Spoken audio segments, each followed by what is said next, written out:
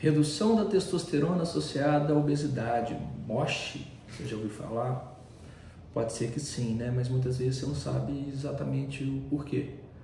Então eu vou te explicar, é um mecanismo um pouco complexo. Agora, eu acho que vai muito o entendimento, porque a partir daí a gente consegue avaliar do ponto de vista fisiopatológico, através dos exames, e fazer o tratamento especificamente direcionado para aquilo, porque pode ser por diversas causas. Não adianta eu falar que sua testosterona está baixa simplesmente porque você está obeso.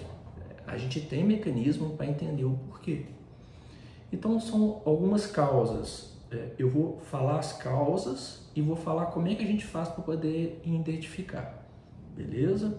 Então a primeira coisa é a apneia do sono. A apneia do sono é aquele paciente que relata que tem um sono superficial, que ronca muito e que muitas vezes quem dorme com ele relata que ele para de respirar, sente que não recupera muito. Tá? Esse paciente ele tem um estado de inflamação crônica e a própria apneia interfere na profundidade do sono e a gente precisa de um sono mais profundo para ter pulsatilidade de produção dos hormônios sexuais. Então interfere na produção de GnRH, de LH, FSH e automaticamente da testosterona. Uma outra causa é o leaky gut, que é o intestino vazante. O paciente obeso, ele tem normalmente uma disfunção intestinal. Ele tem uma flora intestinal desbiótica. E nesse leaky gut, o que acontece? Ocorre uma alteração da flora, do muco, determinados alimentos que não deveriam entrar entre as células intestinais.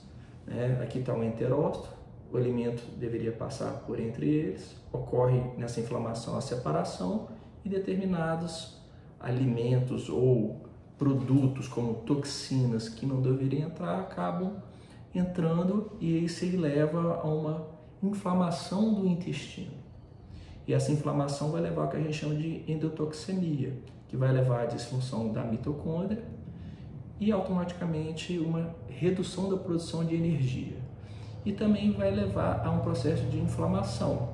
E a inflamação como um todo leva à redução da produção de testosterona.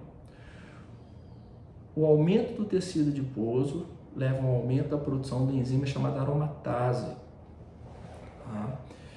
Essa aromatase ela é responsável pela metabolização da testosterona em estradiol. E esse aumento do estradiol, por feedback negativo, inibe a produção de testosterona. Rafael, como é que eu faço o leaky gut? Na nossa conversa, eu consigo determinar se tem ou não tem uma desbiose, pela consistência das fezes, pela produção de gases ou pela dificuldade de processar determinado alimento. Mas existem exames que a gente consegue fazer para determinar se realmente há o leaky gut. A gente pode pedir a calprotectina fecal, a gente pode pedir substâncias dosadas na urina para ver se tem aí a desbiose, mas aqui só no tete-a-tete a gente consegue definir. E a aromatase eu consigo dosar o estrogênio no exame de sangue. E o que acontece? A gente consegue intervir, existem inibidores de aromatase. O excesso de tecido adiposo, ele vai estimular um tecido adiposo inflamado. O adipócito ele é capaz de absorver, armazenar determinada quantidade de energia.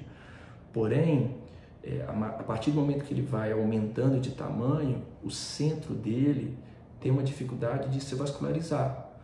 E muitas vezes é uma necrose. Aí existe a liberação de citocinas inflamatórias.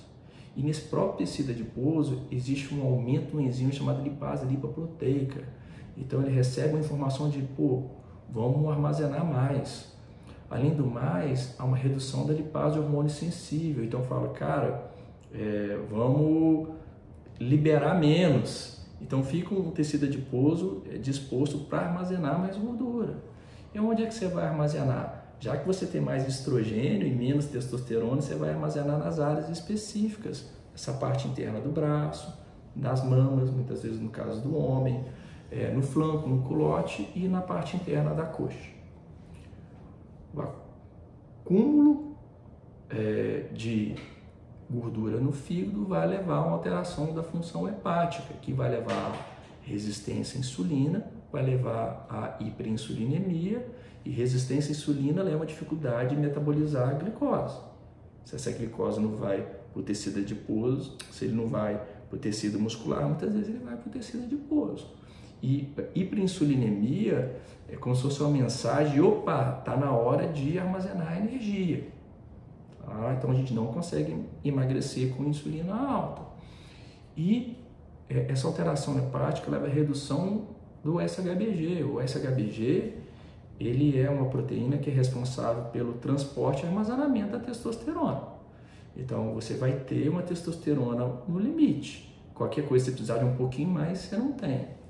Beleza, Rafael, como é que eu vejo função hepática? Tem os exames das transaminases completas, TGO, TGP, gama-GT, fosfatase alcalina, né?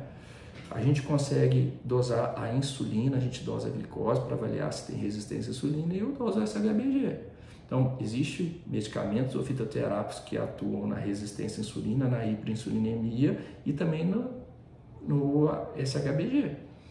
E quando a gente quer ver a inflamação, né, que era um caso anterior, eu consigo dosar PCR, interleucina 6, interleucina 1, fibrinogênio, ferritina, PCR ultrassensível, VHS.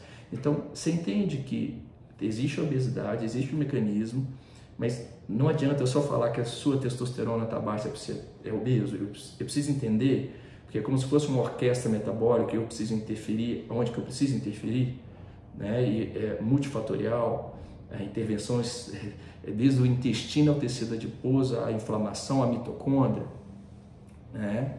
E o que no final todas essas alterações elas vão levar? Disfunção das células de defesa, ou macrófago, que vão levar à inflamação, uma disfunção da mitocôndria, que vai dar uma sensação de falta de energia, uma redução da adiponectina, que leva a um estado de maior saciedade, e automaticamente o ganho de peso, né? No final, a gente vai perceber que o paciente ele tem uma resistência à insulina, a gente dosa. Ele tem uma resistência à leptina, a gente dosa. Ele tem um acúmulo de citocinas inflamatórias e pode levar a um acúmulo de estrogênio. E isso tudo, né, resistência à insulina, resistência à leptina, inflamação, né, e o aumento de estrogênio vai atuar direto no seu hipotálamo e na sua hipófise, levando à redução da produção da testosterona. Não vai ter pulsatilidade de GnRH, nem de LH e nem de testosterona.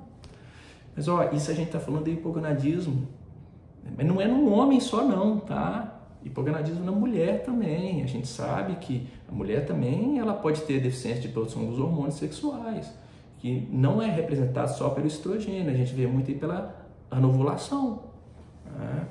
Então, não adianta só usar um remédio para emagrecimento se você está inflamado, se você está desbiótico, se você tem uma disfunção mitocondrial, se você tem uma esteatose hepática, né? Eu falo até com os pacientes, a gente tem que ir um paciente cada vez. Vamos primeiro tratar os mecanismos da obesidade para a gente levar à redução de testosterona. Inclusive porque se eu emagrecer um paciente com deficiência de testosterona, ele vai perder o quê? Vai perder músculo. E perder o músculo e reduzir o metabolismo. Vê como tudo é uma teia metabólica e tudo se encaixa?